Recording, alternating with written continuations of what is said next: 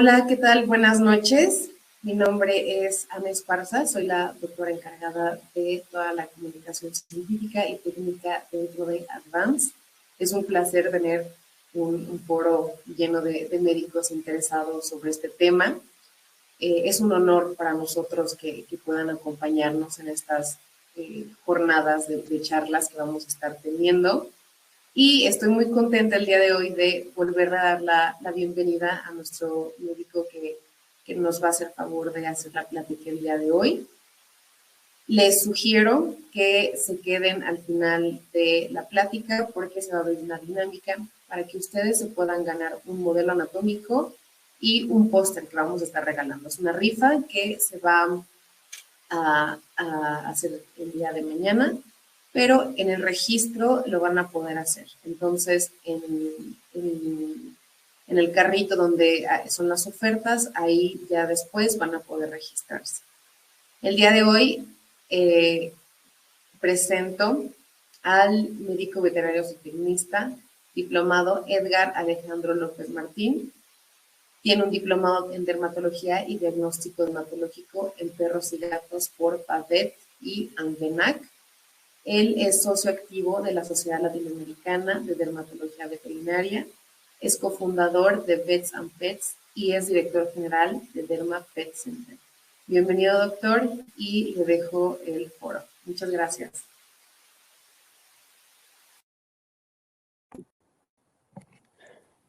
Hola, muy buenas noches a todos. Gracias por conectarse, por estar compartiendo un poco de su tiempo. Sabemos que de repente el trabajo y las emergencias son el pan nuestro de cada día, pero muchísimas gracias a todos los que se están dando esta oportunidad de estar aquí acompañándonos. A mí, bueno, como comenta la doctora Ana, el tema de la dermatología es lo que más me apasiona, lo que más me gusta y lo que hago todos los días. Entonces, la idea de esta charla o de esta plática es comentarles el día a día de qué es lo que podemos llegar a hacer.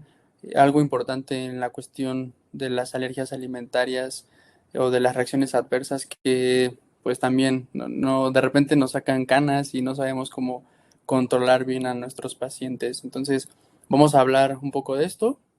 Voy a tratar de que la plática sea entretenida, dinámica, no atiborrar de tanta información. Entonces, vamos a continuar, ¿ok? Entonces, voy a compartir pantalla.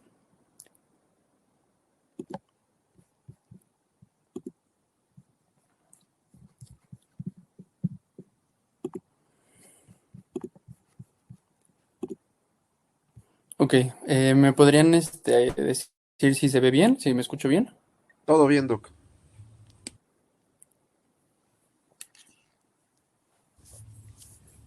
Todo bien. ¿Sí se escucha? Sí, sí se escucha todo bien, doctor. Perfecto. Bueno, entonces, ¿qué vamos a hablar el día de hoy? Sobre la alergia alimentaria y qué hacer, ¿no? Es algo bastante cotidiano, algo bastante común que nos llega a la clínica. Obviamente, bueno, la casuística en el consultorio que es enfocada a dermatología, pues evidentemente es un poquito más que en los hospitales o las clínicas que hacen medicina general y preventiva, pero la idea es que justamente cuando les lleguen estos casos sepamos cómo abordarlos de una manera pues adecuada, lo más sencillo tanto para nosotros como para el propietario poder entender qué es lo que está sucediendo con el paciente y justo esa es la idea, ¿no? Entonces, pues vamos a empezar. La parte de la alergia alimentaria realmente es algo curioso porque se le conoce por diferentes nombres, pero justamente eso es lo que ahorita vamos a ver, que aunque aquí yo estoy poniendo posiblemente tres sinónimos de la alergia alimentaria, realmente son cuestiones algo diferentes.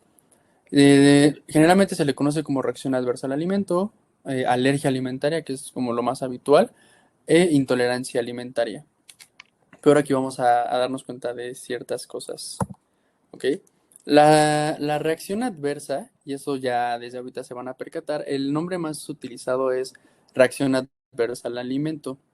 Las reacciones son, pues al final de cuentas nos generan trastornos pruriginosos, inflamatorios de la piel. Puede ser desde lo más severo a algo súper mínimo, donde nada más tenemos un ligero enrojecimiento, que es lo que alcanza a notar a veces el propietario, o que de repente medio se rascó, medio se lamió, pero podemos tener casos muy intensos. Por ejemplo, en este caso en la foto, este chaparrín, bueno, podemos observar de manera muy rápida que tiene un proceso inflamatorio bastante fuerte en los párpados, en toda la zona pericular como en los labios. Y el tema de que trae el bozal es porque ya lo habían pues picoteado muchas veces y ya cuando llegó conmigo evidentemente ya odiaba a los doctores. Entonces, pues bueno, siempre hay que tener cuidado con el manejo. Eh, las reacciones se generan por entrar en contacto con un alimento, un aditivo alimentario, que en este caso ya el nombre muy específico es trofoalergeno. Este pacientito es el mismo de la foto anterior, nada más que aquí ya llevamos como 2 revisiones y ya se deja más o menos acariciar y revisar. Algo importante que hay que tomar a consideración es que hay reacciones 100% inmunológicas y reacciones que no son inmunológicas.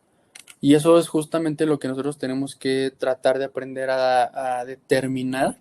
Obviamente, bueno, no es tan fácil ni es tan rápido, pero para eso es justamente lo que vamos a estar platicando el día de hoy. Una reacción inmunológica es auténtica hipersensibilidad, o sea, no hay más, no hay de otras, únicamente es hipersensibilidad. En por ejemplo, paciente, vemos más o menos el mismo patrón que habíamos visto en el paciente anterior, en donde tiene una blefaritis tremenda. De hecho, si se fijan del lado izquierdo, en el ojito izquierdo, ya hasta tiene una costra en donde él mismo se lesionó por el prurito tan intenso que estaba presentando y bueno, la inflamación de los belfos. La hipersensibilidad es la sensibilización de un individuo a un alergeno al ser expuesto de manera repetida a través de cierto tiempo. Entonces, en el momento en el que nosotros podemos comprender esta situación, pues ya sabemos hacia dónde nos tenemos que ir orientando, pues sí, la orientación de nuestro diagnóstico y de nuestro manejo clínico. Ahora, la parte no inmunológica se refiere a una intolerancia alimentaria. Y aquí es justamente donde ya agarramos caminos un poquito diferentes.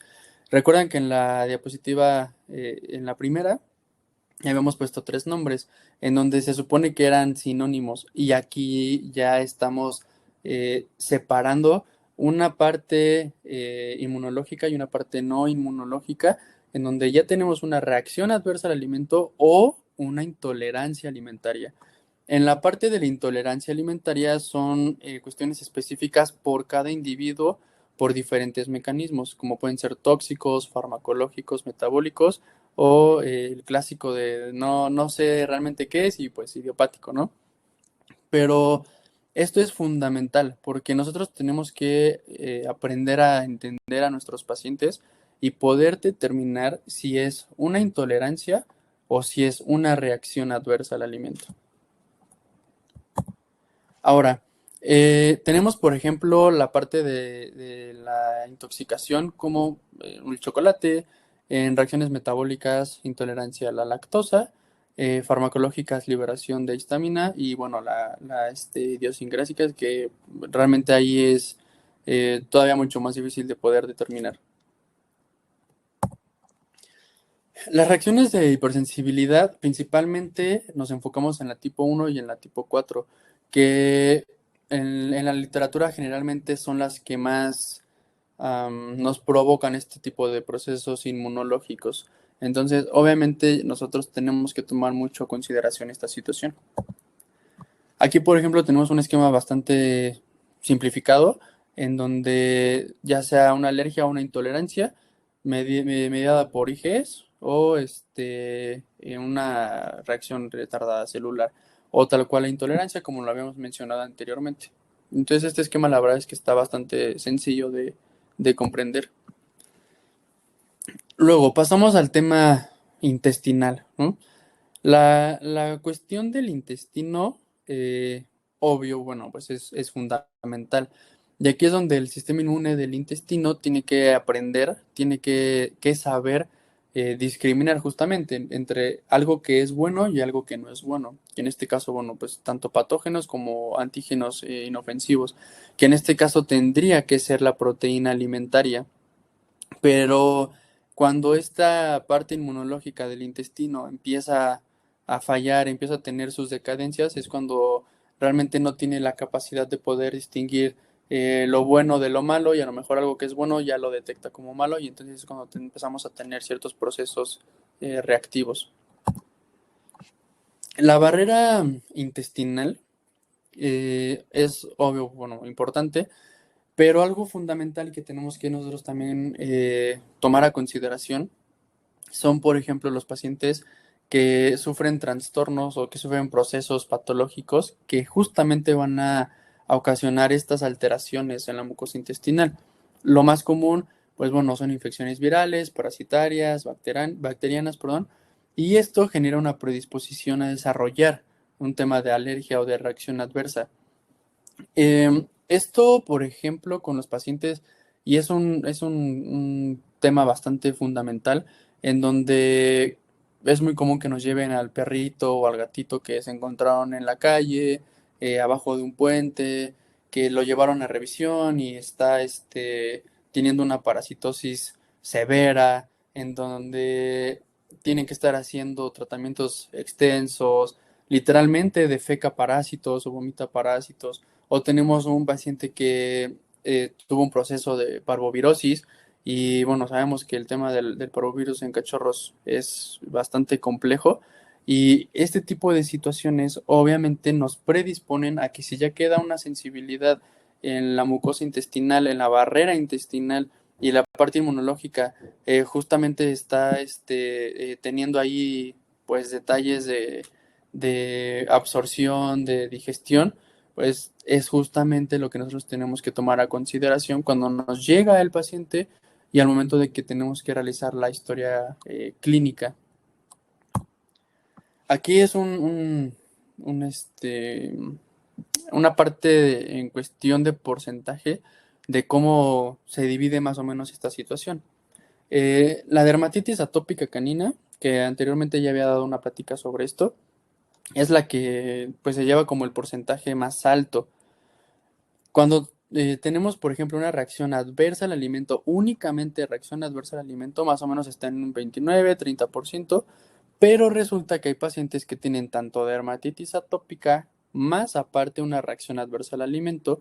Esos son los menores, pero bueno, si un paciente con reacción adversa solito es complicado, ahora si eso le sumamos que aparte tiene dermatitis atópica, todavía es muchísimo más complejo el manejo. No porque aquí veamos un 29%, quiere decir que es raro. Realmente es bastante cotidiano esta situación de los pacientes con reacciones adversas, pero sí hay que tomar a consideración este porcentaje. Por eso es tan importante poder conocer y saber el detalle de si es atópico, si es alimentario o si tiene ambas. Y conforme vayamos avanzando en la charla, justamente vamos a ir hablando de ese tipo de manejo. La parte de los alergenos alimentarios tienen cierto peso molecular que va de los 10.000 a los 60, y generalmente los alimentos especializados para un tema de reacción adversa al alimento, el peso molecular entre más bajo, pues es mucho mejor. Bueno, la mayor predisposición va enfocado a las proteínas, ¿no? De origen animal. Es como lo primero, o sea, es en lo que nos tenemos que enfocar principalmente. No quiere decir, y eso es algo que me ha tocado ver con pacientes que ya llevo cierto manejo, en donde de repente el propietario le da que la verdurita o que la fruta, y después de llevar un proceso de control, se les ocurre dar justamente pues un pedacito de algo y entonces, a pesar de que sea fruta o sea verdura, tienen un proceso de recaída y ya con eso el propietario puede visualizar más fácilmente, ¿no? Que no necesita el paciente estar comiendo cosas que no debe o que al final el manejo tiene que ser lo más estricto que se pueda para que realmente podamos ir avanzando en un tratamiento y en una evolución para mejorar la calidad de vida del paciente. Aquí tenemos digamos que lo que más nos genera un proceso, ¿no? de reacción. Curiosamente pensamos que el pollo es la que se lleva de gane a todas, pero realmente es la proteína de res. El detalle aquí, perdón, el detalle aquí es que la proteína de pollo es la que se consume más o es la más comercial dentro de los alimentos que se encuentran en todos lados. Por eso justamente es la que más nos puede llegar a generar una incidencia, pero por la cantidad de alimentos que tienen esta proteína. Pero bueno, ya hablando en términos de investigación, la proteína de res es la que genera más procesos alérgicos. Bueno, no sé si aquí se alcanza a ver, creo que quedó muy pequeñas las letritas, que es un escaneo de una tabla en donde justamente tenemos los elementos que más pueden generar hipersensibilidad. Y aquí agregué el tema de los gatos, pero bueno, si ahí le pueden hacer una captura de pantalla o tomar una foto, les va a ayudar bastante para que de repente ahí ya lo tengamos en la vitrina del consultorio y decir, bueno, esto, y hablar justamente ya diciéndole al propietario, ¿no? Estos son los elementos que más pueden generar una hipersensibilidad en un perro o en un gato. Y bueno, ya sería nuestro acordeón ahí en la consulta. Algo importante es la reacción cruzada, porque curiosamente el organismo de repente pues se le aloca, ¿no? Se le zafan ahí unos tornillos al cuerpo y el tema de que haya o existan reacciones cruzadas todavía pueden llegar a complicar muchísimo más el manejo de un paciente, porque es muy común que decimos o se piensa, ¿no? Bueno, tiene alergia, come proteína de pollo o harina de pollo y le voy a cambiar a un alimento que tenga pescado, ¿no? O que tenga pato. Pero si resulta que el paciente desarrolla una reacción cruzada, entonces ese alimento, aunque sea de una proteína diferente, también nos va a generar un proceso de una reacción. Y eso es algo que tenemos que tomar mucho consideración al momento de que realizamos cambios de la dieta. Yo siempre, para hacer un cambio de alimentación, o sea, a menos que realmente o esté muy seguro que el cambio de alimentación es algo que nos va a ayudar, no ando sometiendo al paciente de prueba este y prueba aquel y se lo das tanto tiempo y si no, después pasamos a este y si tampoco, después a este. Eso es algo que de manera muy particular yo no hago. Ahora, se ha demostrado, bueno, que más o menos el 45% de las dietas comerciales contienen ingredientes que no se reportan en la etiqueta.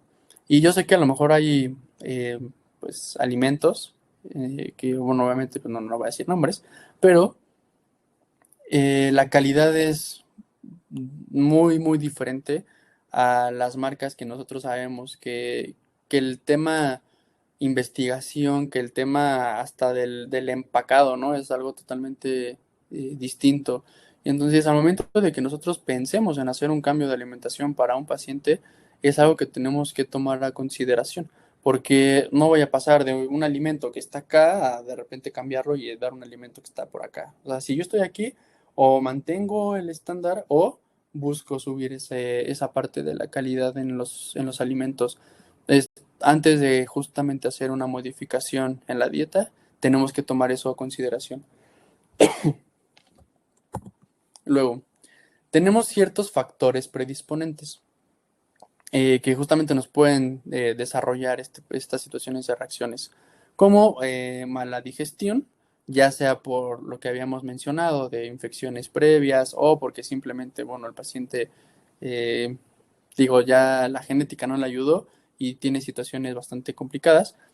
Puede ser, por ejemplo, aumento de la permeabilidad intestinal, en donde esto se refiere a que el tema nutricional y proteico, el intestino no tiene la capacidad de evitar que pasen tan fácilmente. Y entonces, así como entran, pum, pasan, pero sin que haya un desdoblamiento. Y eso es algo que realmente nos puede llegar a complicar y que es muy común que nos genere un proceso de reacción. Tenemos déficit de IgAs y parasitismo, es lo más común en cuestión de factores predisponentes. Ahora, el tema de la entrevista o de la historia clínica o de todo lo que hacemos durante la consulta tiene que ser, eh, yo creo que un 80% en cuestión de importancia durante la primera consulta. Lo demás va a ser la exploración física, pero el hecho de hacer las preguntas correctas, de poder sacarle la sopa al propietario, ¿no? Porque es muy clásico de, bueno, ¿y qué comes? No, solo croquetas. Y es, bueno, solo croquetas, sí, segurísimos. Bueno, de repente le doy esto. Ah, bueno, entonces ya es algo diferente. Y en casa hay niños que le pueden dar cosas. Ah, sí, de repente mi hijo le da papitas, ¿no? O le da lo que está comiendo. O tengo un bebé que tira la comida al suelo y pues se lo come, ¿no? Es una aspiradora. Entonces ahí ya no solamente consume croquetas, ya está teniendo otro tipo de alimentación.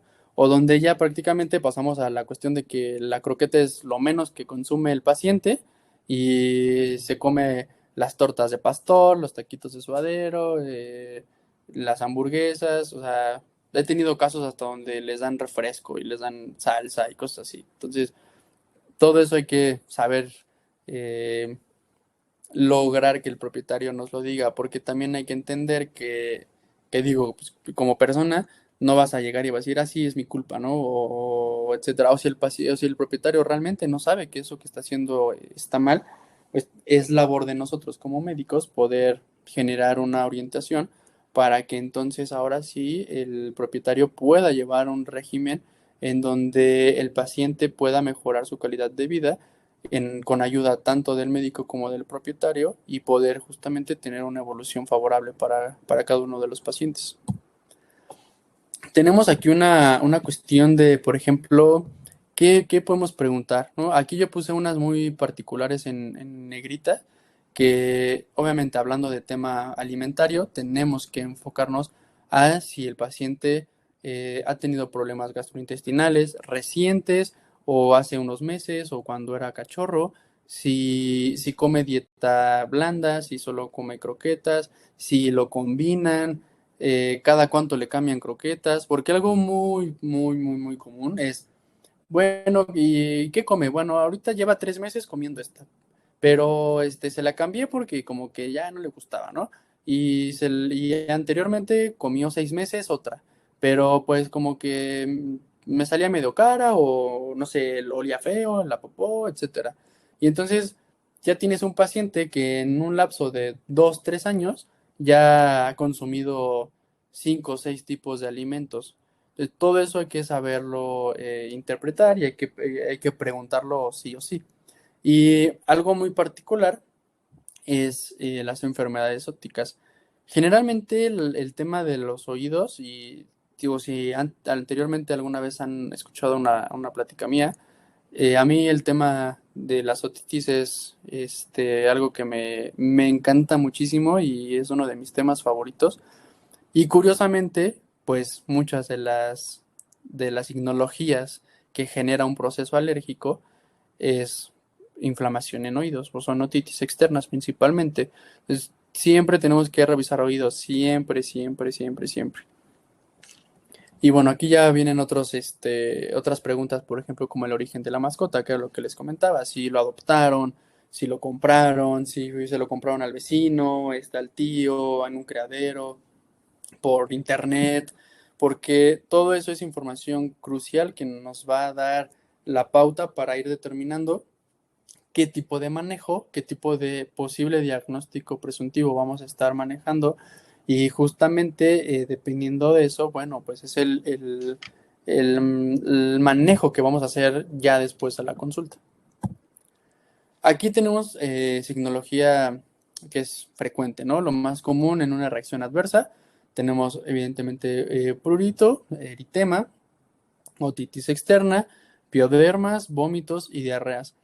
En la parte del rubro de lesiones frecuentes, generalmente cuando van a consulta es que se rasca mucho, se lame mucho las patas, se muerde las patas, no deja de sacudir la cabeza, no me deja dormir. O sea, ya realmente cuando lo llevan a veces a consulta es porque ya el perro ya no deja dormir al dueño, ¿no? Y entonces en ese momento ya se vuelve algo fastidioso para el propietario y es la razón por la que llevan al paciente. Ni siquiera es tanto a veces que tengan ronchitas o que estén rojos, sino que ya el perro no deja dormir al dueño.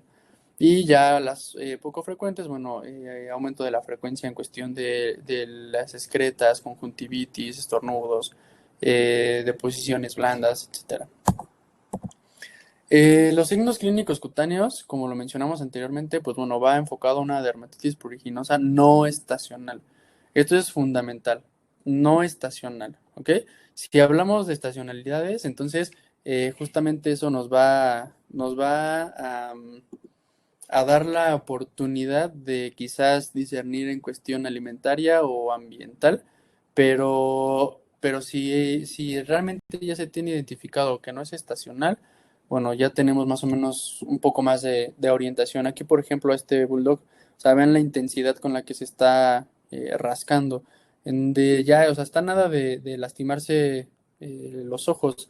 Y esa parte del prurito, cuando están en la consulta, o sea, en lugar de estar atentos de me van a inyectar o por dónde salgo, me quiero escapar de aquí, no, el cerebro dice, no, ráscate, ráscate, ráscate. Entonces, todo eso es ya un prurito bastante intenso.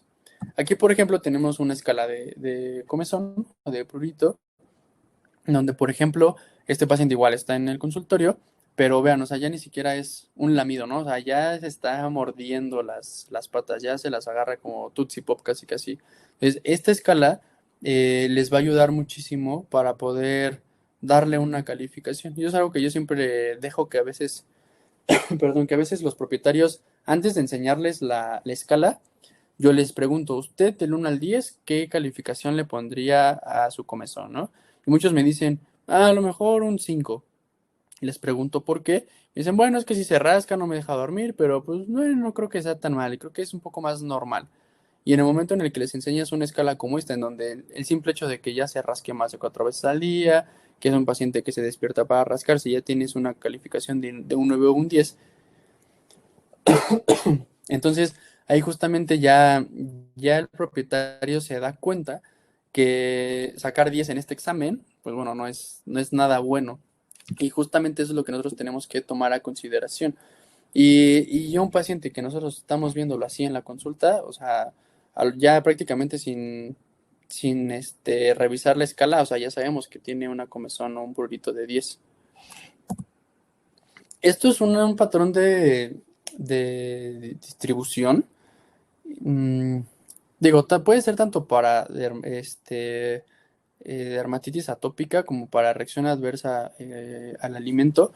Y obviamente eso es lo que también lo hace pues un poco más complejo y más complicado, porque pues la tecnología en reacciones alérgicas, de la que sea que estemos hablando, pues obviamente nosotros no tenemos la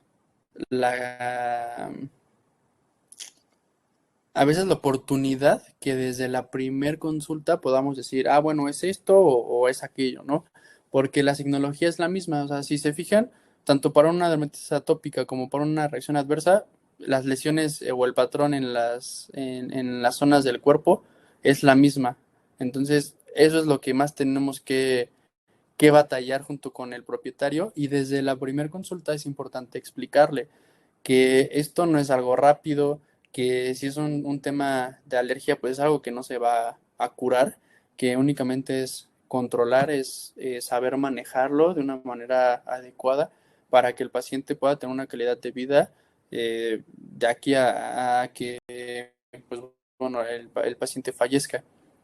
Pero también hay que saber cómo decirlo, ¿no? No es lo mismo nada más decir, no se va a curar y pues ya, pues a ver qué pasa, ¿no? A un tema un poco más humano, más sensible, de bueno, no le digo que no se preocupe, pero hay maneras, hay medicamentos, hay tratamientos, hay protocolos, hay alimentos que justamente nos van a ayudar a que el paciente se estabilice, mejore su calidad de vida, que usted esté tranquilo o tranquila, que no vea a su mascota morderse o sangrarse o generarse lesiones. Entonces, todo ese tipo de manejo en la cuestión de la explicación con el propietario, pues aunque sea algo que no se va a curar, no hace que el propietario entre así como en esa angustia, ¿no? De, bueno, ¿yo ahora qué voy a hacer? Y va a estar así toda la vida y no lo quiero ver sufrir y cosas así. Aquí, por ejemplo, tenemos ya pacientes con cierta cronicidad que justamente nos están generando ya procesos de autotraumatismo, en donde ya hay hiperkeratosis, hiperpigmentación, ya, pues bueno, el tema de las lesiones que ellos mismos ocasionan cada vez van avanzando más, tenemos procesos alopésicos. Todo eso es algo que tenemos que poder explicarle al propietario y que también hay que tomar a consideración que, por ejemplo, pacientes que ya tienen cierta cronicidad también son susceptibles a poder desarrollar infecciones secundarias.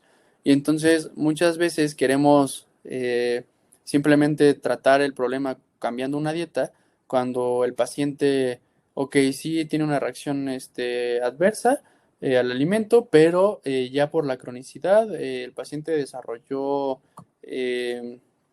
un proceso infeccioso por malacesia, ¿no? O ya tiene un tema de hemodicosis. Entonces, obviamente la evolución no va a ser la misma porque nosotros tenemos que también determinar si tiene o no tiene procesos infecciosos aparte del proceso alérgico. Aquí, por ejemplo, lo que les mencionaba, estas orejitas son del mismo paciente, ambas. Lado izquierdo, lado derecho, ¿ok? El 25% de los pacientes con reacción adversa o alergia alimentaria pueden tener como único signo otitis externa. Y eso, obviamente, en el entendido de que no va a tener otra cosa que no sea otitis externa. Si a eso le sumamos un paciente con otitis externa y que aparte tiene prurito y que aparte tiene eritema en otras zonas del cuerpo, entonces no nada más es algo sencillito, ¿no? De, pues le cambio la dieta y tan, y se soluciona el problema. Realmente no es tan fácil, no es tan sencillo. Requiere tiempo poder hacer que los pacientes se estabilicen. Pero por eso es sumamente importante tomar a consideración el tema de los oídos. Y yo siempre lo voy a recalcar, tienen que revisar los oídos, siempre. Aquí, por ejemplo, ya tenemos lesiones, justamente lo que les mencionaba, secundarias, ¿no? Donde ya hay escoración, hay alopecia, ya podemos tener biodermas secundarios por lamido excesivo, por el simple hecho de que el paciente ya lleva mucho tiempo con una piel inflamada, evidentemente eso le va a generar cambios estructurales y funcionales a la piel que lo van a predisponer a procesos infecciosos. En este caso, bueno, pues ya sea bacteriano, ya sea micótico o ya sea ácaros, levaduras, etcétera. Tenemos lesiones más o menos igual como estas. Por ejemplo, la de la patita principalmente va enfocada a que esta pododermatitis se la está ocasionando por un lamido tremendo, ¿no? Aunado a que de por sí la pata ya se ve inflamada y si a eso le sumamos que el paciente él mismo se está generando esas lesiones y ese trauma, pues bueno, el tema de la piel se complica todavía muchísimo más. Ahora, tenemos signos clínicos digestivos donde generalmente tenemos diarrea crónica entre un 70 y 80% de los pacientes. Y aquí también hay que poder hacer entender al dueño que el hecho de que no hace firme, pero tampoco hace tan líquido, es normal. porque como el propietario ya se acostumbró a ver a su perro hacer de manera pastosa, a lo mejor sí con forma, pero no con esa dureza que debería de tener justamente el excremento, pues el dueño ya se acostumbró y de repente pues para él ya es normal esa situación. En el momento en el que nosotros podemos determinar y explicarle que justamente eso deja de ser normal, entonces ya el dueño dice, ah, bueno, entonces esto ya lo lleva haciendo 2 años, 3 años, o de repente hace firme, de repente tiene procesos de diarreas fuertes, etcétera. Entonces, todo eso es parte de la información que nosotros tenemos que ir pues correlacionando durante la exploración y la historia. Tenemos, por ejemplo, un vómito crónico, ¿no? Obviamente aquí, si le das 1 kilo de espagueti, bueno, obviamente, pues sí, ¿no? Evidentemente va a haber procesos digestivos. Pero el tema del vómito crónico también es algo que hay que tomar a consideración. A veces pensamos que el paciente, porque es nervioso, porque tiene problemas conductuales, tiende a vomitar, ¿no? Y el clásico, bueno, pues vemos jugo gástrico porque es berrinchudo, ¿no? Se enoja porque me voy de casa. A lo mejor sí, habrá pacientes que el tema conductual sea la causa, pero para eso justamente sirve hacer la exploración, la historia clínica, estudios, etcétera. Yo, por ejemplo, trabajo muy de la mano con la doctora Diana para el tema del comportamiento, en donde nos echamos mucho la mano en ese aspecto de poder determinar si, bueno, yo ya quité toda la parte dermatológica, yo ya descarté toda la parte dermatológica, bueno, pues nos vamos al tema conductual, por ejemplo. Entonces, esa parte también es algo que ustedes tienen que tratar de acostumbrarse a hacerlo, trabajar en conjunto con otros colegas, porque es algo fundamental. Por ejemplo, con mis pacientes que tienen mucho tema crónico con la parte oftálmica, o sea, yo, aunque los párpados son piel, ok, yo trabajo en conjunto con un oftalmólogo para que de esa manera podamos llevar a cabo, por ejemplo, un manejo donde lo que yo mande no interfiera con lo que el oftalmólogo manda y viceversa. Entonces, perdón, acostumbrarnos a trabajar de la mano con otros médicos. Y si esto a mí se me sale de las manos, bueno, pues voy con quien a lo mejor me pueda orientar o apoyar o ayudar. Y eso es algo que sí o sí tenemos que irlo haciendo.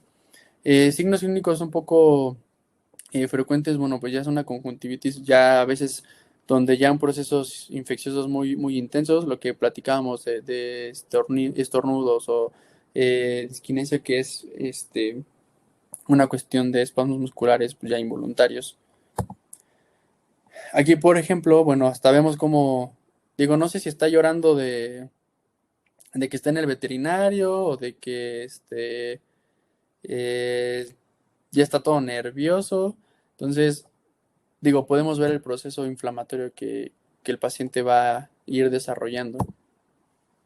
Ahora, llegamos a una parte crucial, las pruebas de alergia. Porque, como habíamos platicado, tenemos pacientes que pueden ser alérgicos alimentarios, alérgicos ambientales o tener una combinación de. Y eso justamente es lo que nos va a dar también mucha información en la pauta. Aquí les voy a enseñar, por ejemplo, unas pruebas de alergia, en donde esta chaparrita, que es una bulldog francés, bueno, en el tema ambiental, como ustedes están viendo, pues salió prácticamente negativo a todo, pero curiosamente esta chaparra se lastima demasiado, o sea, se lastima mucho, se sangra, se arranca pedazos de piel y de pelo. Honestamente yo pensé que ibas a salir alérgica a la vida, pero bueno, son esas sorpresas que de repente te das al momento de que realizas estudios. Y, por ejemplo, el tema ambiental, nada, o sea, nada, nada, nada, nada salió positivo. Y pasamos al tema alimentario, tampoco es como que sea alérgica a todo, pero ya tenemos aquí ciertas proteínas que le generan procesos de reacciones. Entonces, por ejemplo, esta Frosi es una paciente alérgica alimentaria que presenta reacción adversa al alimento sin ser alérgica ambiental. Ahora, aquí, por ejemplo, les voy a enseñar a canela, en donde es todo lo contrario. Donde podemos, por ejemplo, visualizar, ¿no? En hongos, bueno, tenemos, o sea, todo, literalmente todo positivo. Pastos igual, en árboles también todo positivo, en arbustos tiene todo positivo y en ambiental tiene todo positivo. Si por ejemplo yo únicamente hubiera hecho esto, yo diría, bueno, esta paciente tiene dermatitis atópica canina únicamente. Pero pasamos al tema alimentario, donde, bueno, digo, curiosamente a la carne de res salió negativo, al maíz, pero prácticamente todo lo demás salió positivo. Entonces, esta paciente, esta canela, es tanto alérgica alimentaria como alérgica ambiental. Obviamente, bueno, ya teniendo un estudio, es más fácil poder determinar y decirle al propietario, bueno, lo que más le genera problemas es esto y esto. Cuando no se tienen estas opciones, es un poco más complejo porque un es más tardado, tienes que ir probando. Yo la verdad es que, por ejemplo, yo siempre les digo, a mí no me gusta la expresión de prueba y error y cosas así, porque se escucha un poco feo, pero tenemos que, si no tenemos la alternativa de esto, tenemos que justamente poder tomar la decisión de que lo que yo voy a mandar y voy a prescribir justamente es lo que considero de acuerdo a la historia clínica, a la exploración física, a la exploración dermatológica, etcétera, que lo que voy a mandar va enfocado a el tema de que mi paciente pueda empezar a generar una estabilidad. Y entonces, si yo tengo un paciente que, por ejemplo, tiene alergias tan intensas como canela o como Frozy, que a pesar de que solo es alimentaria, se arranca pedazos de piel, ¿qué vamos a hacer, no? Entonces, eso es lo importante también en ese aspecto. ¿Cómo voy a tomar la decisión de qué es lo que voy a hacer? Lo primero, o sea, el tratamiento es multimodal, o sea, no hay una receta, no nada más es le cambio la dieta y tan tan. Tenemos la mala idea que si yo le doy simplemente un cambio de alimentación, el paciente ya se curó, ya no va a tener problemas y eso es algo totalmente equivocado. Y generalmente tenemos, bueno, alimentos ya especializados, ya enfocados al manejo a largo plazo y de mantenimiento para poder ayudarnos a este tipo de situaciones. Un alimento, por ejemplo, hidrolizado, que es 100% hidrolizado, nos ayuda principalmente al tema digestivo. Hay que recordar que, por ejemplo, un paciente que aunque no sea alérgico, pero que sufra de procesos crónicos digestivos, es apto para poder consumir este tipo de alimentos. Como lo estamos viendo en la imagen, pues bueno, o sea, ¿por qué hoy yo voy a prescribir Hypoallergenic, ¿no? de Advance? Porque nos ayuda a poder generar una dieta de eliminación, nos ayuda a procesos de insuficiencia pancreática, dermatitis asociadas con alergias alimentarias, enfermedad inflamatoria intestinal, gastroenteritis, enteropatías, linfagiectasia, síndrome de malabsorción, gastritis, etcétera. Entonces, si yo ya sé que mi paciente de manera crónica tiene procesos digestivos, que ya ha pasado por 3, 4 alimentos, que ha estado en tratamiento antipruritórico, desinflamatorio, que está bien un tiempo, recae, le dan dieta de una y de otra, entonces ya puedo tomar la determinación de decidir qué tipo de alimento voy a utilizar, ¿ok? A diferencia de, por ejemplo, el Sensitive, igual de Advance, en donde este no es un alimento hidrolizado, la proteína es salmón, pero este está más enfocado a sensibilidades alimentarias, que como lo mencionamos en un inicio, no es lo mismo una reacción adversa al alimento que una sensibilidad. Entonces, esa parte es algo que nos va a ayudar. Si el paciente tiene apenas, no sé, un par de meses, 2, 3 meses, coincide que le cambiaron un alimento, que le están empezando a dar dieta casera, etcétera, y empiezas a tener procesos alérgicos, digestivos, inflamación, comezón, etcétera. Bueno, a lo mejor podemos empezar con un alimento que no se ha hidrolizado, que nos dé la oportunidad de, de justamente darnos cuenta si yo cambiándole un alimento de una proteína diferente que no se ha hidrolizado, el paciente se estabiliza, bueno, ya tienes ahí el manejo a largo plazo. Pero si aún así el paciente no se estabiliza, la comezón sigue, la inflamación sigue, la otitis es persistente, a pesar de que tú ya estás dando un alimento que va enfocado a un proceso de sensibilidad alimentaria, entonces ya puedes tomar otra vez la determinación o la alternativa de migrar a un alimento ya 100% hidrolizado. Ahora, ¿cómo vamos a manejar a nuestros pacientes? La verdad es que con el tema alimentario es un volado, ¿no? Aquí, por ejemplo, yo pongo 4 medicamentos que son los más comunes para el tema del prurito, pero curiosamente, con las reacciones adversas al alimento, tanto los corticosteroides como la ciclosporina a veces no responden de una manera tan adecuada, a diferencia de una alergia ambiental. Hay pacientes que sí, hay pacientes que no, pero pues al final es un volado. Entonces, no quiere decir que no los vamos a usar, porque si el paciente está complicado, está inflamado, tiene un proceso crónico, bueno, sí o sí tenemos que utilizar este medicamento.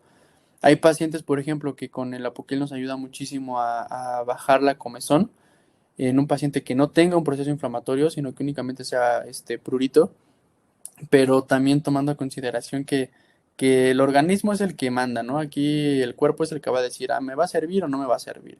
Entonces, obvio, siempre que nosotros generemos o prescribamos algún medicamento, hacerle énfasis al propietario. O sea, yo le voy a mandar esto, la idea es que este medicamento funcione así y así y así, veamos estos efectos, estos resultados, pero bueno, pues el cuerpo es el que va a decidir si sí o si no, ¿ok?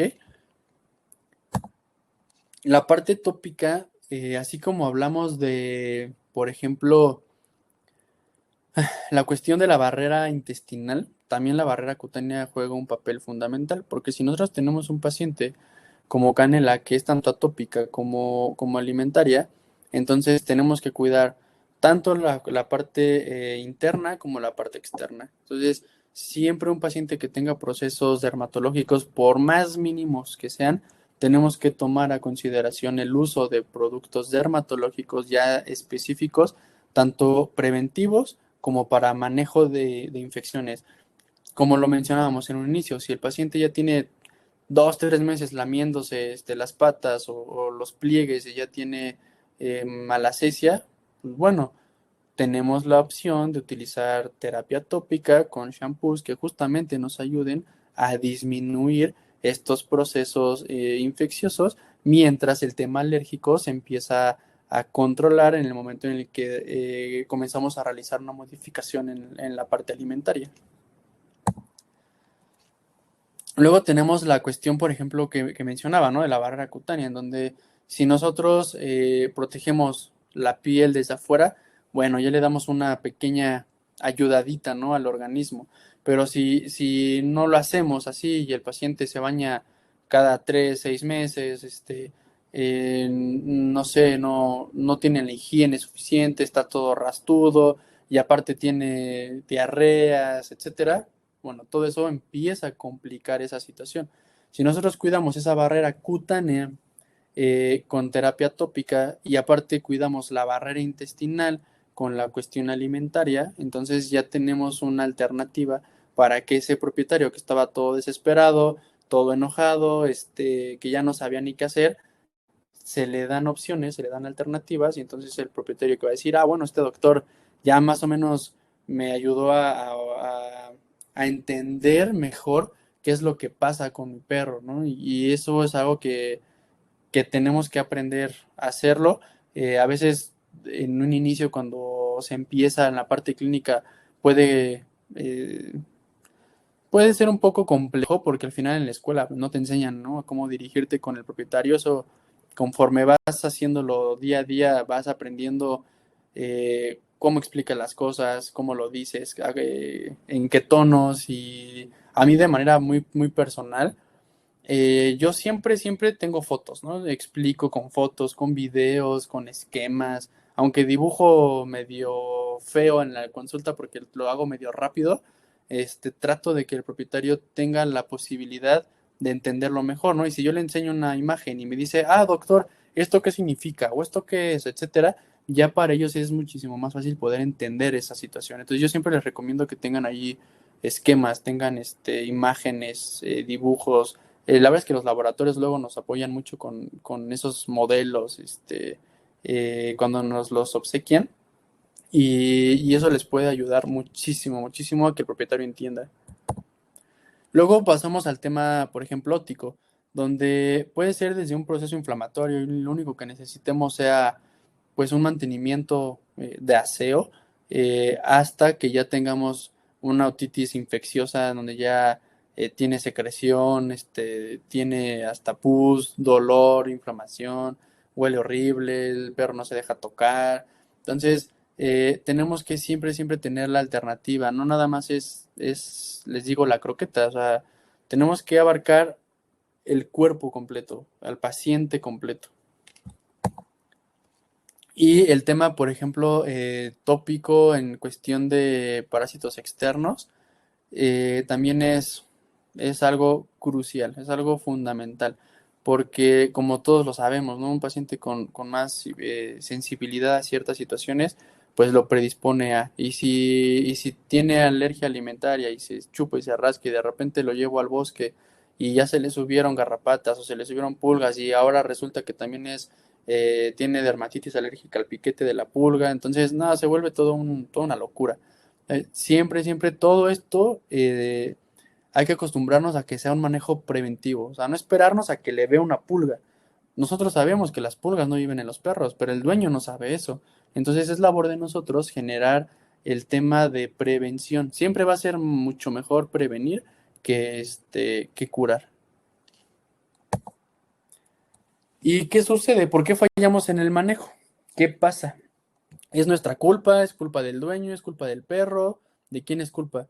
Generalmente, eh, algo, algo importante es que hagamos clic, que es lo que les mencionaba, que hagamos ese clic con el dueño. Yo siempre les pregunto, y no me van a dejar mentir si por aquí hay alguno bueno, los clientes con los que estoy. O sea, yo pregunto como 50 veces en la consulta. O sea, tienen una duda, una pregunta. Ya cuando se van, siempre les repito, si tienen una duda, mándenme mensaje, márquenme, tomen foto, tomen video, me lo mandan, si es urgente me llaman. O sea, yo trato de estar siempre al pendiente de mis pacientes, porque eso me va a dar a mí la pauta para poder determinar si lo que estamos haciendo le está funcionando o no le está funcionando. A veces, por ejemplo, citamos un paciente dentro de un mes, ¿no? Pero como le dijimos dentro de un mes, pues resulta que si el perro en ese mes se arrancó la cola, se mordió las patas, se lastimó, se abrió, ya tiene una infección, se esperó el mes a ir a consulta porque le dijimos un mes. Entonces yo por eso siempre trato de estar en contacto con los propietarios, porque si algo surge previo a la cita, a lo mejor nos vemos antes, o a lo mejor puedo yo ayudarles a solucionar el problema sin que tengan que acudir de urgencia, por ejemplo, al consultorio. Siempre traten de estar en comunicación con los subpropietarios. Y obviamente, bueno, o sea, si pasamos de que, a ver, por favor, necesito que, no sé, Rufino, comas únicamente sus croquetas, que no le dé probaditas, que no le dé premios, que no le dé galletas, etcétera. Y sí, no se preocupe, doctor, yo sigo todas sus indicaciones, ¿no? Pero ¿qué pasa? Resulta que cuando llegan a revisión te dicen, híjole, doctor, pues, ¿qué cree? Que Rufino no se quiso comer las croquetas porque prefería el pollito que le daba antes. Y como lo vi triste y me hacía Ojitos del gato con botas, pues no me pude resistir, se me rompió el corazón y le volví a dar pollo en sus croquetas. Pero son sus croquetas hidrolizadas, ¿eh? Pero bueno, se las tuve que dar con pollo. Todo eso es algo que nosotros tenemos que hacerle entender al propietario que ya no puede suceder, porque a mí no me gusta, por ejemplo, tocar mucho la parte económica, porque a veces se puede malinterpretar, pero, pero ya cuando realmente no queda una opción, una alternativa, o sea, es decirles, y tal cual, o sea, de nada sirve que esté gastando en un alimento de tanto precio si no va a seguir las indicaciones, porque entonces usted se va a desesperar, no va a haber una mejoría, va a venir y me va a reclamar porque no ve una diferencia, no ve una evolución, usted gasta miles de pesos entre alimentos y baños y lo que sea, y entonces obviamente, bueno, pues eso se empieza a complicar. Entonces, siempre tenemos que ser firmes, ¿no? Y si no sucede eso y de repente regresan a consulta y digan, no, doctor, es que ahora está peor, ¿no? Ahora ya, si antes nada más se lamían las patas, ahora ya hasta se muerde. Entonces, todo ese tipo de situaciones son las que nosotros tenemos que evitar y tenemos que tratar de que no sucedan. Por eso hay que ser siempre lo más claros que se puedan, porque en el momento en el que el propietario, si de por sí ya llega molesto porque ya pasó por 2, 3 tratamientos y no hay evolución y de repente se supone, ¿no? Por ejemplo, que va con el especialista y la mejora no es tan evidente, pero el propietario tampoco pone de su parte, eso es algo muy complicado. Y si no, de plano, pues ya, o sea, nos tenemos que poner ahora sí que firmes, ¿no? En ese aspecto, obviamente sin llegar a ser groseros o faltar al respeto, pero ya llega un punto en donde ya tienes que poner esa pauta o ese límite en la cuestión de o hace lo que se le dice o no puedo hacer más, porque yo lo que menos quiero es que usted piense o crea que no estoy haciendo bien las cosas. O si ya de plano se terminan desesperando, pues bueno, ya lo mandan al dermatólogo, lo mandan a Dermacenter Pets y ya ahí ya nos encargamos de esta situación. Pero sí es algo bastante complicado a veces hacer entender a los propietarios. Ahora les voy a enseñar un caso rápido porque ya llevamos una hora de una paciente que llevaba un proceso crónico bastante intenso. Pero resulta que esta pequeña la estaban tratando para Demodex durante un año. Y obviamente, bueno, pues no mejoraba y no mejoraba y no mejoraba y le daban baños y medicamentos y esto y lo otro y no mejoraba. Bueno, llegó con nosotros buscando una opinión y pues les presento a Vaca, ¿no? A lo mejor ahorita en el video no se ve tan intenso. Este es en la primer consulta. Generalmente, y eso es algo que también tienen que empezar a acostumbrarse a hacerlo, si es que todavía no lo hacen, tomen fotos y tomen videos de todo. Siempre, siempre, siempre tomen fotos y videos. Porque cuando de repente tenemos pues, propietarios medio complicados en donde es que yo lo vi igual y yo lo vi igual y pones una imagen de así llegó y así está ahorita, no, sí, sí se ve diferente este doctor, sí, sí, sí está cambiadito, ¿no? Entonces siempre tomen fotos, siempre tengan evidencia. Vean nada más estas orejas.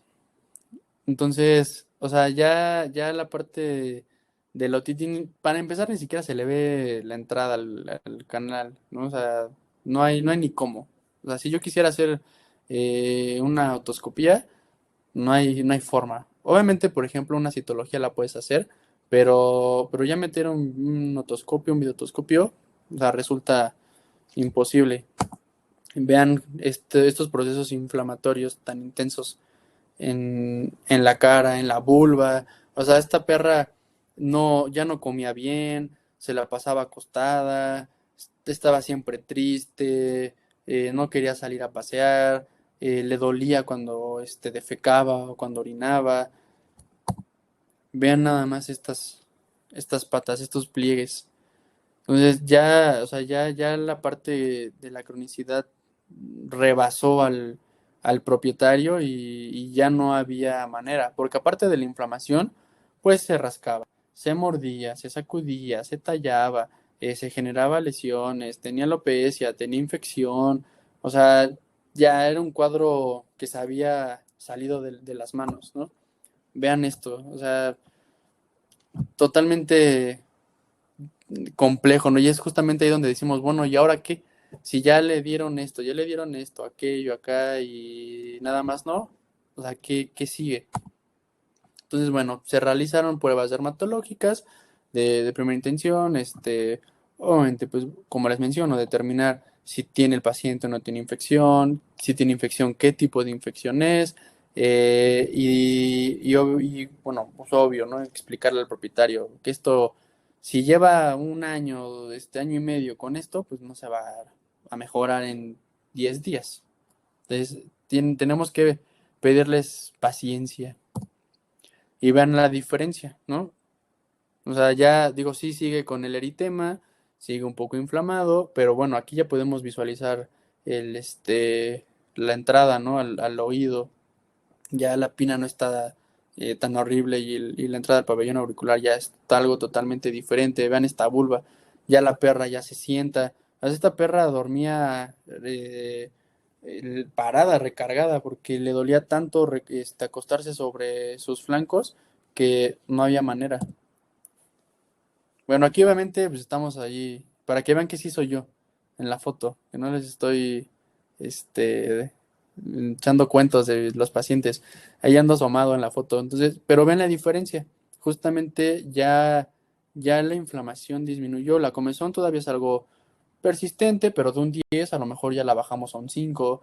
Ya está en tratamiento para la infección, está en tratamiento para la inflamación, se empieza a hacer un cambio de dieta para poder empezar a realizar un manejo ya más específico para un control alimentario, el oído ya se ve diferente, vean los ojos, ya no, ya hasta le creció pelo, ya tiene más pelo en la zona de la región periocular. Y por ejemplo, esta ya es después todavía. O sea, ya vean esas orejas. Obviamente, bueno, ya después de un año y medio con inflamación, ya hay cambios anatómicos que son irreversibles y no va a ser la misma oreja de siempre, ni va a estar igual de lisita como cuando son cachorros, por ejemplo, ¿no? Pero ya podemos visualizar una diferencia más, am, más importante y que tanto para el paciente como para el propietario ya es un respiro total. Y, por ejemplo, bueno, pues en este caso aquí vienen dos alimentos. Anteriormente me hablé sobre el Atopic, pero ¿qué es lo que hacemos, no? Si nosotros sospechamos de este tipo de dietas, ok, tenemos la posibilidad y la alternativa de un hipoalergénico, de un sensitive, como lo habíamos mencionado, ¿no? Entonces, pues bueno, esto es todo de mi parte respecto a la plática. Espero que les haya ayudado un poco a solucionar algunas dudas, a si a lo mejor tenían ahí algo que medio hacíamos, medio no, a lo mejor ya si llega un paciente, sabemos cómo abordarlo, sabemos qué podemos realizar, cómo podemos empezar, opciones, en este caso, por ejemplo, de alimento que de manera les digo, muy personal, muy particular, pues es el que manejo de cajón. Entonces, puedo recomendar este alimento porque a mí me ha funcionado, porque he visto los resultados, he visto la diferencia respecto al manejo, al tratamiento. Es un alimento también muy palatable, eso creo que es algo fundamental, que sea palatable y que no batallen, porque pasamos de que el perro come tortillitas, pan, salchichas, pollo, a de repente solamente croqueta, ¿no? Y es importante también en el momento de que hagamos ese cambio poder prescribir algo que sabemos que se puede consumir, que no es fácil hacer un cambio de alimentación, pero tenemos estas alternativas. Entonces, bueno, aquí les dejo el contacto para que cualquier cosa que podamos apoyarles o podamos generar una orientación, estamos a toda la disposición.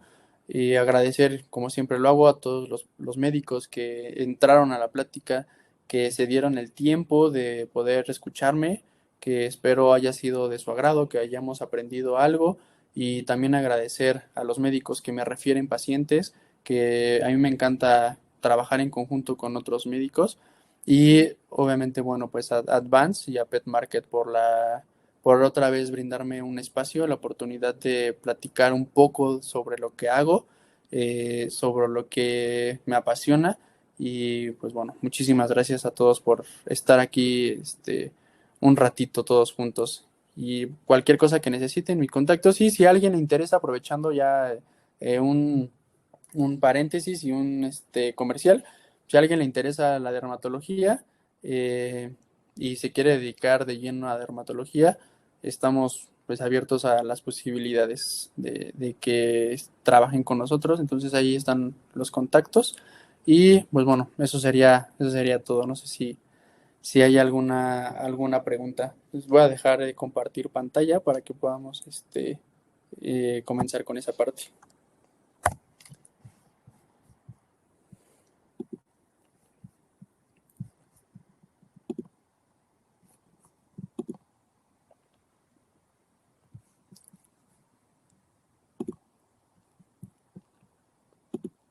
Listo.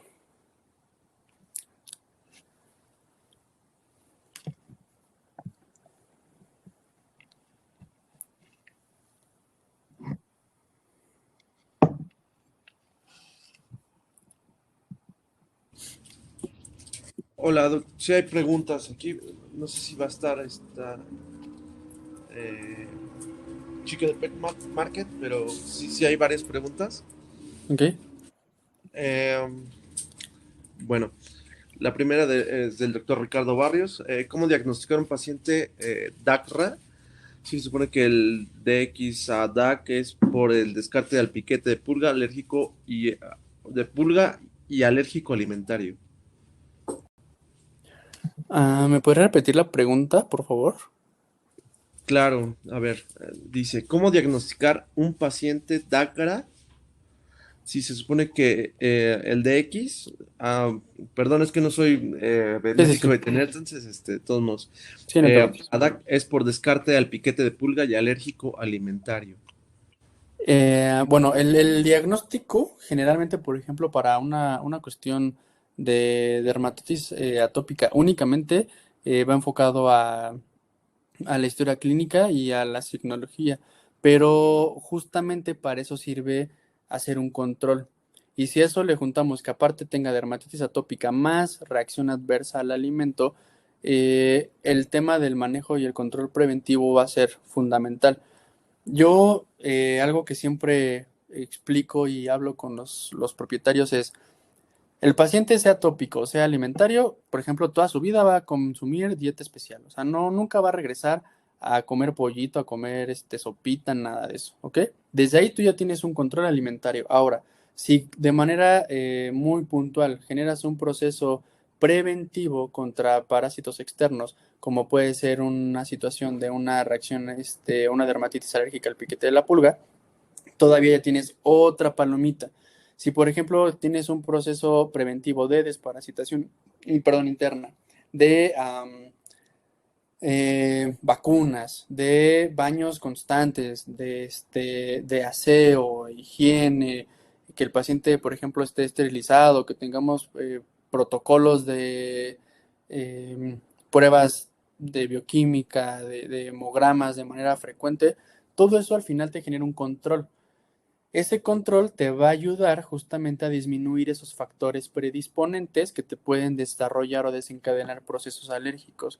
No es tal cual como decir, bueno, porque le doy tal desparasitante y se dejó de medio rascar, ya el diagnóstico es tal.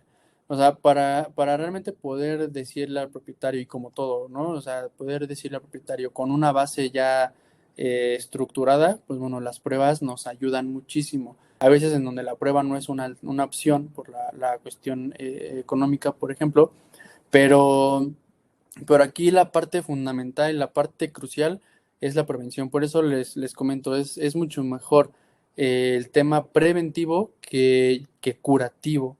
Entonces, el enfoque principal en un paciente con tema alérgico es prevención, sí o sí. Perfecto. A ver, van dos preguntas en una. Dice, ¿cómo realizo el cambio de alimentación? Y otra, ¿qué probióticos recomienda para perros y gatos? Am, yo generalmente el cambio de dieta no me tardo mucho en hacer un cambio de alimentación. Sí, obviamente no soy fan de cambiar de un día para otro. Yo generalmente lo que hago es que mi cambio de alimentación más o menos dura de unos 10 días, ¿no? Que va enfocado a 3 días, 75-25, 3 días 50-50, 3 días ya 25-75 para que al día número 10 ya tengamos un 100% de la croqueta nueva. Y a partir justamente de ese 100%, bueno, empezamos a contabilizar el tiempo necesario para poder determinar que el alimento pues le cayó bien, tiene buena digestión, nos está ayudando al tema del control alérgico, etcétera, etcétera. Y para el tema de los probióticos, la verdad es que a mí los que más me gustan son, digo, no sé si pueda así como que decir marcas, pero bueno, los que maneja Proplan, la verdad es que para mí son los más funcionales, son muy palatables y a veces también cuando tenemos cierto detalle para el tema alimentario nos puede aportar ahí un poquito más de sabor, ¿no? Pero son los que yo generalmente utilizo. Porque aparte también los Fortiflora tienen un hidrolizado, entonces pues, no hay tanto tema por la cuestión alérgica. Ok, dice, doctor, ¿este proceso inflamatorio podría generar neoplasias intestinales? Sí, recordemos que cualquier proceso inflamatorio crónico nos puede generar alteraciones funcionales y estructurales de cualquier parte del organismo que esté inflamada. Obviamente hay zonas que tienen más predisposición que otras, pero evidentemente cuando tienes procesos crónicos inflamatorios que no se han controlado, sí tienes una alta incidencia. Puede ser neoplasias benignas, pero bueno, al final de cuentas siguen siendo neoplasias. Por eso es importante el realizar eh, pruebas de ultrasonido, bueno, de imagenología, por ejemplo, para checar el grosor del intestino, del estómago, que tenga buen peristaltismo. Y si el enfoque, justamente estamos hablando de una cuestión digestiva principalmente, el tema de la imagenología nos ayuda muchísimo. Ok, va otra pregunta. En el caso de un gato confirmado de alergia alimentaria, en el caso de ellos son malos bebedores de agua. Si le quisiera dar alimento húmedo, ¿hay alguno que sea para alergia? La verdad, es un poco complejo con los gatos porque de hecho tanto para el tema de alimento sólido es muy reducido pues sí, ¿no? El repertorio de dietas. Y mm, el tema de las dietas blandas para cuestiones alérgicas todavía es muchísimo más complejo. En los perros se consiguen fácilmente porque hay distintas marcas, pero en los gatos es muy difícil poder conseguir y si a lo mejor no podría decir que no existen, pero al menos en las veces que yo he tratado de conseguir para mis pacientes felinos, que por ejemplo hoy tuve uno, conseguir alimento en lata para procesos alérgicos, no encontré. Ok. ¿Puede haber alergia alimentaria sin presencia de diarrea o vómito? Sí, claro. Sí, o sea, digamos que estos son los signos am, como más habituales, pero como lo mencionamos, hay un porcentaje. O sea, el vómito, por ejemplo, estaba en un veintitantos por ciento, las diarreas estaban en un 70 y 80%, pero tú tienes otro, en el caso de las diarreas, tú tienes ese 20% que no tiene diarreas, pero puede tener una reacción adversa al alimento. Esa parte es justamente lo que nosotros como médicos tenemos que aprender a poder identificar en qué porcentaje puede estar, pero eso va a depender de la historia clínica, de la exploración, de todo lo que nosotros podamos realizar, si el paciente ya trae estudios, etcétera. Pero sí, o sea, no es una regla que todo paciente con reacción adversa tenga vómito y tenga diarrea. Ok. Em, a ver, perdón, se me escapó la pregunta. ¿Cómo hace el tratamiento para identificar qué alimento genera alergia? La- La verdad es que estas pruebas que les enseñé son pruebas serológicas en donde pues yo tomo la muestra y se manda al laboratorio. Entonces, no podría yo decirles y determinar, pues hace esto, esto y esto y lo otro. Yo realmente tomo la muestra, les digo, es un estudio serológico, no es intradérmico, es serológico y tomo las muestras y se mandan al laboratorio. Pero sí hay que tomar a consideración algo importante, que para poder realizar estas muestras, estos estudios de laboratorio, el paciente no tiene que estar consumiendo ni corticosteroides, ni ciclosporina, ni, por ejemplo, antihistamínicos. Ok, en caso de otitis crónicas, ¿cómo lo maneja? Bueno, en el caso de otitis, el tema de la otitis es algo también bastante complejo porque no nada más es le doy algo tópico. Para que tú puedas controlar la otitis, tienes que controlar el factor primario. Y si tú no has identificado el factor primario, no vas a poder controlar la otitis. Entonces, digo, yo espero que, por ejemplo, en alguna otra ponencia hable únicamente y específicamente de otitis.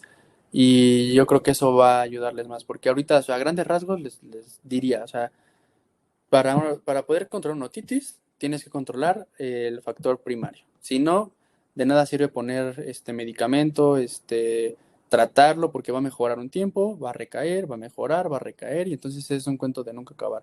Para una otitis tienes que controlar el factor primario para que se controle la otitis, que en este caso la otitis es secundaria A.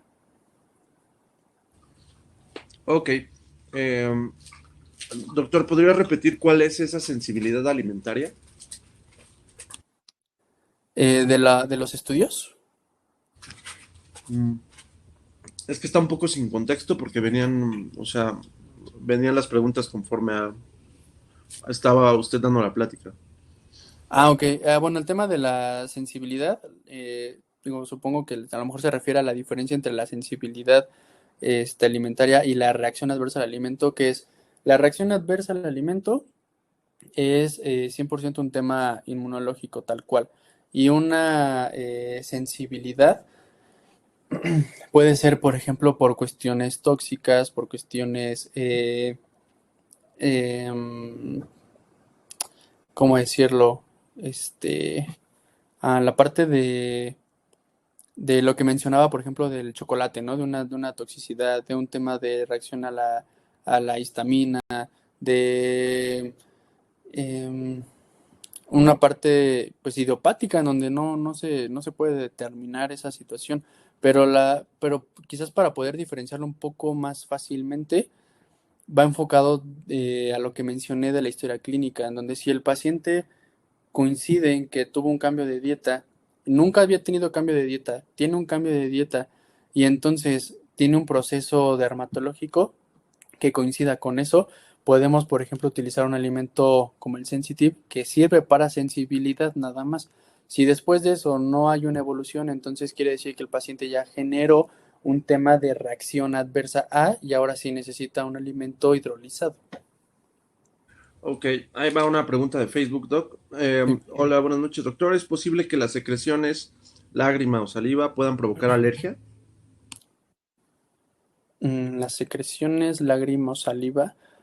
Bueno, generalmente cuando un paciente ya tiene mucha secreción tanto de saliva como un aumento en la lágrima, ya va enfocado a que el paciente ya tiene un proceso inflamatorio y generalmente ya tienes una blefaritis algo marcada y justamente esa inflamación del párpado es la que te va a generar que haya más producción de lágrima o cuando tienes un proceso inflamatorio en los belfos, pues también al final de cuentas esa parte ya te genera que el paciente esté teniendo esa cialorrea.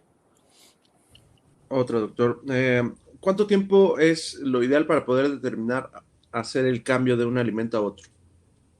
Generalmente, y es bueno, eso depende por la literatura, pero más o menos dan entre 6 a 8 semanas, que es como lo más adecuado. Yo no puedo decir tal cual 6 semanas, ¿no? O 4 semanas, porque cada paciente es diferente, cada organismo va a responder de una manera diferente. Va a haber pacientes que a lo mejor en un mes se van a estabilizar, mes y medio, a lo mejor va a haber otros que van a necesitar 2 meses y medio. Entonces yo no puedo dar un tiempo exacto, pero más o menos el promedio se maneja entre 6 a 8 semanas. Pero hay que tomar a consideración que en el momento en el que nosotros hacemos este cambio, únicamente y exclusivamente el paciente tiene que comer esas croquetas. O sea, en el momento en el que le damos su dieta hidrolizada, no puede comer otra cosa que no sea eso. Porque en el momento en el que llevemos mes y medio, ¿no?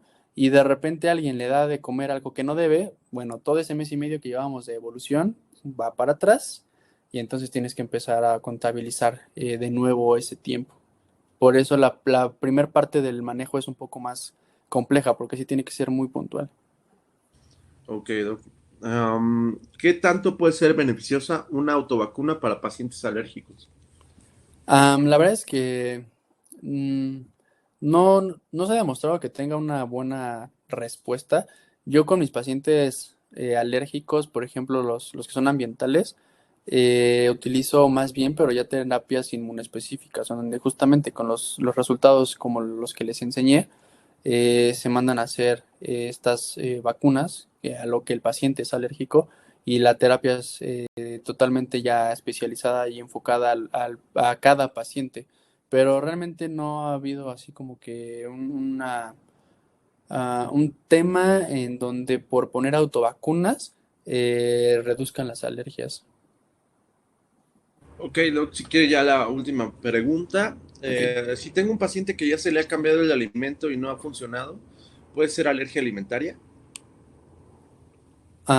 Sí, podría ser. La verdad es que aquí justamente depende de eso, de los factores de control, porque como lo mencionaba, a lo mejor le puedes cambiar la dieta, pero si le cambias la dieta, pero el propietario le sigue dando el pollito, la probadita de esto, la tortilla, este, no hay un manejo estructurado para poder determinar si el alimento fue la causa o no, es algo más complejo. Obviamente, si tú tienes un paciente donde le haces el cambio de dieta, solo come su croqueta por cierto tiempo, no come otra cosa que solo su croqueta, y aún así el paciente sigue teniendo esa situación, por ejemplo, del prurito, de la inflamación o de diarreas, etcétera, entonces ya vale la pena empezar a hacer un cambio para un alimento 100% hidrolizado, de igual manera, donde solo consuma solo sus croquetas, para que no haya ningún factor alimentario que nos pueda alterar justamente el determinar si esto es a causa del alimento o es a causa de algo que es extra al alimento. Perfecto, doctor. Pues muchas gracias, por su tiempo y por las respuestas a estas preguntas. En dado caso que la gente quiera, enviarle sus preguntas, ¿puede ser a alguna dirección?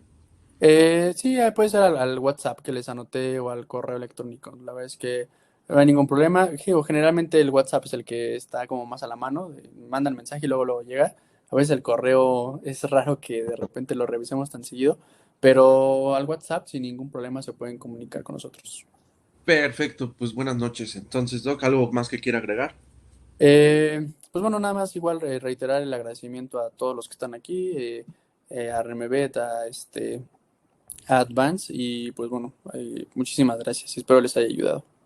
Espero que nos veamos pronto otra vez con otra plática. Perfecto.